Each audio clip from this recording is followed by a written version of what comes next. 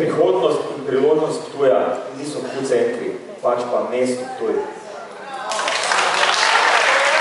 Gospoda je naslednja, gospod Senčar, gospod je govorila gospodu sedanjemu županu, kaj želimo v mestnem jedru, konkurenčnost. Mi nismo vele mesto, da bomo imeli 7 urarov, 7 zlatarov, različnost, lokalna ponudba, rasola, meso, čebula, ptujski luk, karkoli.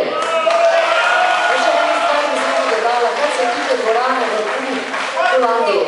Mogoče je to začasna lokacija, da bo za kongresni turizem, da bo obnovljen dominikanski samostan. Hvala. Gospod Senčar, gospod Stojar.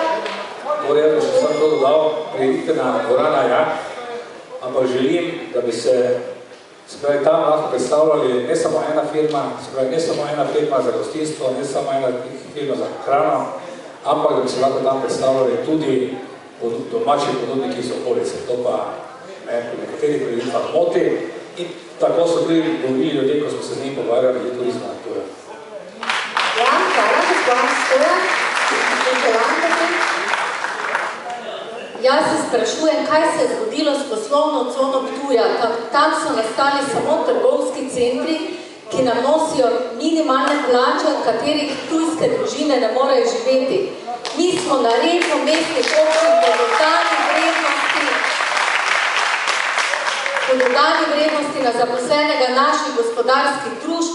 Poglejte si to sliko petkove finance, na zadnjem mestu Ptuj, edinega minusu med 11 mestnimi občinami v Sloveniji.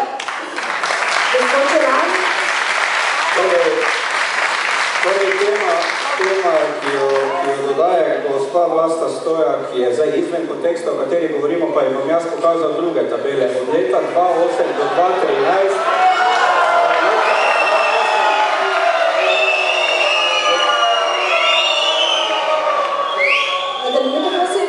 Torej, od leta 2008 do 2013 imamo tabelo, kje je najbolj stabilno gospodarsko okolje. Njena občina Velenje, ki je toliko opeva, je v teh letih izgubila 30% delovnih mest. Čas se je iztekel, gospod. Tu je pa 0,92, pa še mogoče verjetno zaradi moje povedati. Imamo pa še repika. Ja, gospod Primožička, gospod Švica. Jaz bi dodal temu, kar sem prej poudaril, pa repliciram na to dvorano v tem centru. Namreč pred leti so se pokupila kapitalna zemljišča za razvoj gospodarskih subjektov in ena taka dvorana ne bo služila drugemu kot trgovski dejavnosti. Te pa že imamo tako preveč na Ptuju. Mi rabimo gospodarske subjekte, ki bojo zaposlovali ljudi, ki bojo dodali novo vrednost. Hvala, gospod Švic.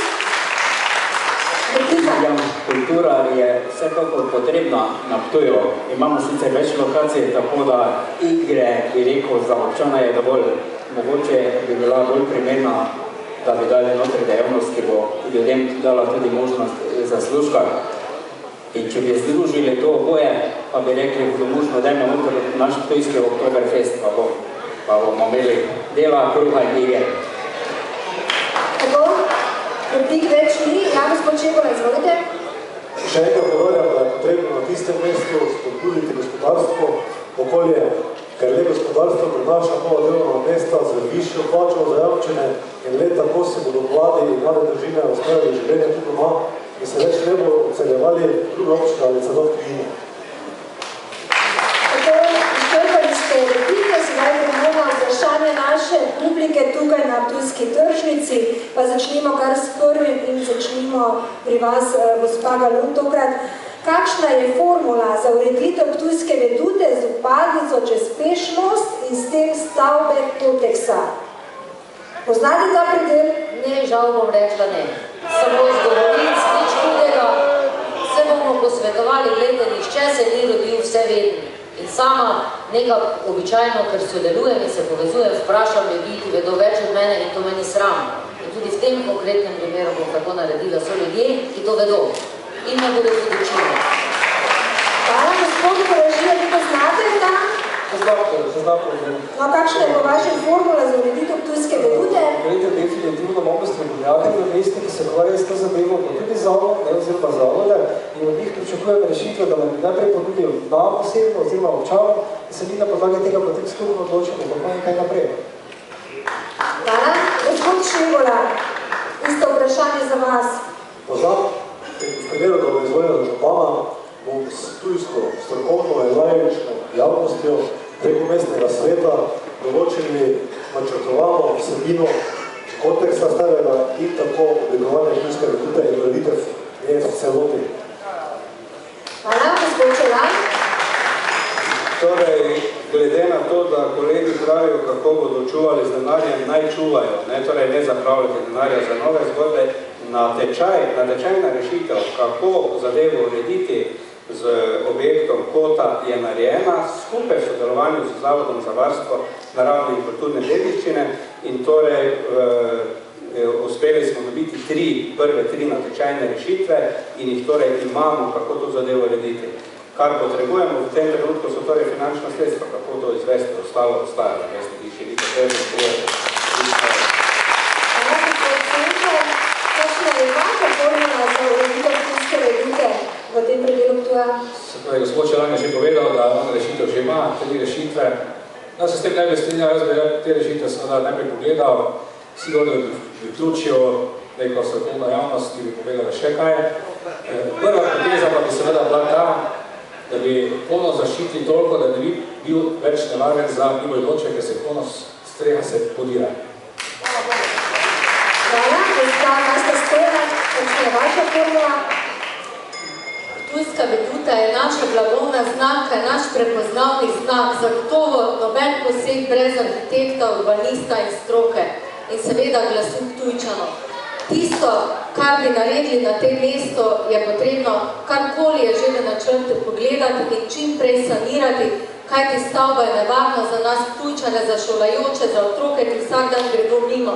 Če je projekt že narejen in če stavba že toliko let propada in se bo sesula vase, zakaj to že ni bilo narejeno?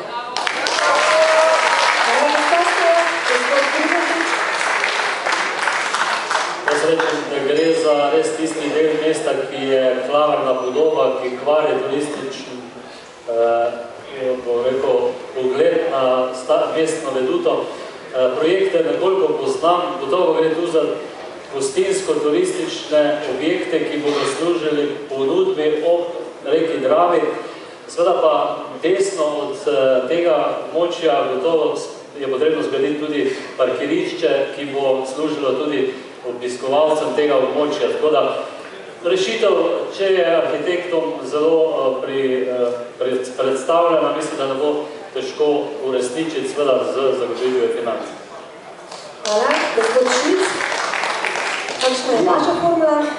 Pravimo, da je biser Slovenije in te vedute, ta podvrtija, recimo je pa tako, ta biser smo vrgli svinjam, dejansko pod narekavajo, ker je sramota, ker sam se dnevno vozim parkrat, recimo v tej smeri tudi turisti prvo, ko pridejo preko peš mosta in gledajo to podvrtijo, tako da dajmo stopiti skupaj in storiti, uresničiti te idejne projekte in mogoče tudi kakve ostale variante, ki so v igri. Hvala. Gospod Strelec, kakšna je vaša formula za ureditev Ptujske vedute? Moja formula je zmeraj enaka. Mi govorimo o projektih, pa o zidarjih, pa o nekih papirjih. Mi se moramo vprašati, ali tista ideja, vsebina, življenje, ki bo notri, ali je to res tako magnetizirajoče, ali je to res tako dobra ideja, da bo privabljala, da bo več na koncu dala. Skratka, jaz kot župan bom poslušal vsako idejo tako dolgo, da me bo predlagatelj prepričal. In ne samo mene, tudi mestne svetnike, z argumenti, številkami, s projekcijami. Tako dolgo, dokler ne bomo dali na mizo rešitve A, B, C, D, ne samo arhitekturne, ali bi bilo okroglo, ali bi bilo kvadratno, ampak vsebinsko, ljudi Božji, kaj bo prinašalo denar? Brez svežega denarja, brez svežega kupca ni delovnega mesta. Sicer si bomo 10 evrov med sabo pošikali, levo, desno. Mi potrebujemo v prihodnosti vsebine in ideje, ki bodo pritegnili denar, kajti denar sledi idejam.